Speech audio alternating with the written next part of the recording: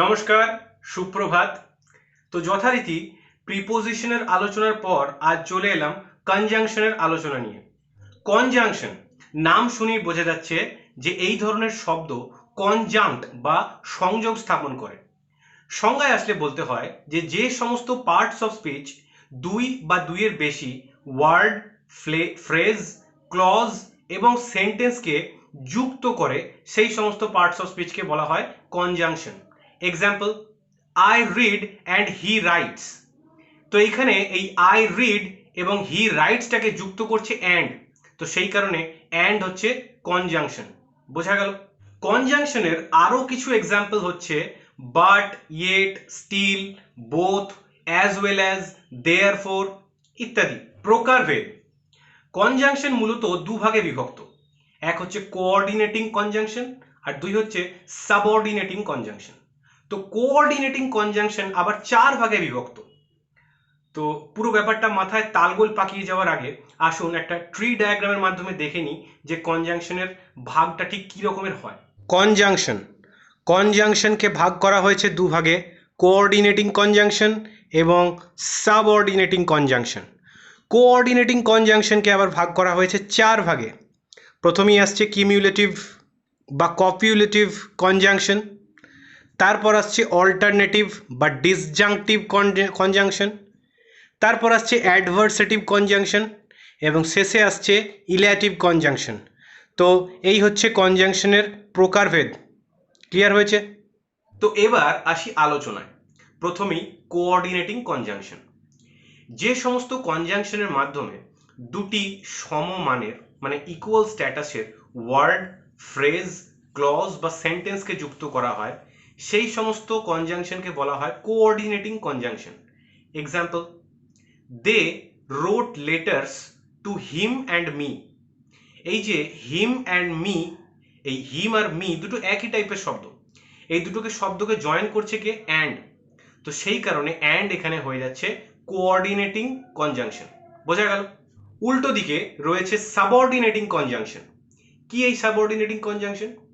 যে সমস্ত কনজাংশন বাক্যে কোনো একটি প্রিন্সিপাল ক্লজ এবং একটি সাবঅর্ডিনেট ক্লজকে যুক্ত করে সেই সমস্ত কনজাংশনকে বলা হয় সাবঅর্ডিনেটিং কনজাংশন। আচ্ছা, প্রিন্সিপাল ক্লজ, সাবঅর্ডিনেট ক্লজ কি জিনিস সেটা যখন ক্লজ পড়বো তখন জানা যাবে, আরও ডিটেলসে আলোচনা করব। আপাতত এইটুকু জেনে রাখলেই হবে। তো এক্সাম্পল কি? He knows that I am guilty. তো হি নোজ এখানে এই জায়গাটা হচ্ছে প্রিন্সিপাল ক্লজ এবং দ্যাট আই অ্যাম গিলটি এই জায়গাটা হচ্ছে সাবঅর্ডিনেট ক্লজ এবং দুটোকে জয়েন করছে যে কনজাংশনটা সেটা হচ্ছে দ্যাট। তো সেই কারণে দ্যাট হয়ে যাচ্ছে সাবঅর্ডিনেটিং কনজাংশন।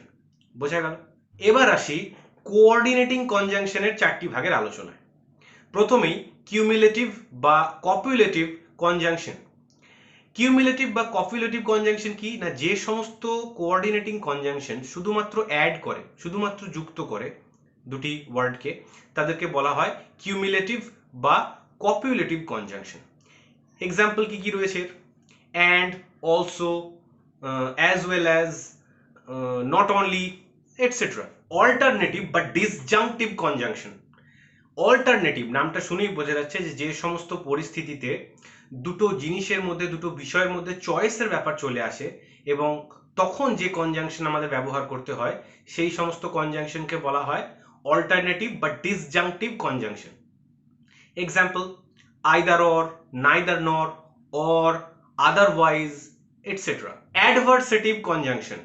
স্রোতের বিপরীতে মানে প্রতিকূলতা বা বৈপরীত্য, কন্ট্রাস্ট বোঝাতে যে ধরনের কনজাংশন ব্যবহার করা হয় সেই সমস্ত কনজাংশনকে বলা হয় adversative conjunction. Example, but, yet, however ইত্যাদি। Illative conjunction. অনুমান বোঝাতে যে সমস্ত কনজাংশন ব্যবহার করা হয় তাদেরকে বলা হয় illative conjunction. Example, therefore, consequently, so ইত্যাদি। তো এই ছিল কোঅর্ডিনেটিং কনজাংশনের চারটে ভাগের আলোচনা। এবার আমরা প্রতিটা ভাগের এক্সাম্পলগুলো একবার একটা চার্টের মাধ্যমে দেখে নেব। আসুন দেখে নেওয়া যাক সেই চার্ট। কনজাংশন এবং প্রতিটা কনজাংশনের এক্সাম্পল প্রথমেই আসছি আমরা কোঅর্ডিনেটিং কনজাংশন, মানে একই ধরনের ওয়ার্ড, ফ্রেজ বা ক্লজকে যুক্ত করে যে সমস্ত conjunction. You can eat with a spoon or fork. তো এই স্পুন আর ফোর্ক একই ধরনের দুটো ওয়ার্ড এবং তাকে যুক্ত করছে অর, এই স্পুনকে এবং ফোর্ককে। আচ্ছা, কোঅর্ডিনেটিং কনজাংশন আবার চার ভাগে বিভক্ত: কিউমুলেটিভ বা কপিউলেটিভ কনজাংশন। আসছে এক্সাম্পল কি কি: and, also, both, as well as, etcetera. তারপর আসছি অল্টারনেটিভ বা ডিসজাংটিভ কনজাংশন। এর এক্সাম্পলে আসছি আইদার অর, নাইদার নর, otherwise, or, etcetera. Adversative conjunction: but, yet, while, whereas, however, still, only, etc. Elative conjunction: for, so, therefore, consequently, etc. একেবারে শেষে আসছি subordinating কনজাংশনে, মানে যে কনজাংশন দুটো ভিন্ন ধর্মী ক্লজকে, একটা প্রিন্সিপাল ক্লজ এবং একটা সাবঅর্ডিনেট ক্লজকে যুক্ত করে।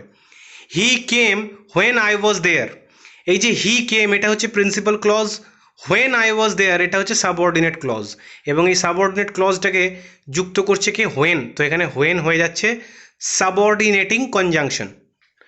কুশল cannot work because he is ill, এই যে কুশল ক্যানট ওয়ার্ক এটা হচ্ছে principal clause, because he is ill এটা হয়ে যাচ্ছে এখানে সাবঅর্ডিনেটিভ ক্লজ।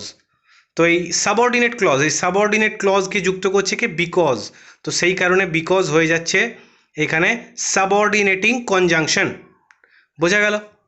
তো এই হচ্ছে কনজাংশনের প্রতিটা ভাগ এবং প্রতিটা ভাগের এক্সাম্পল।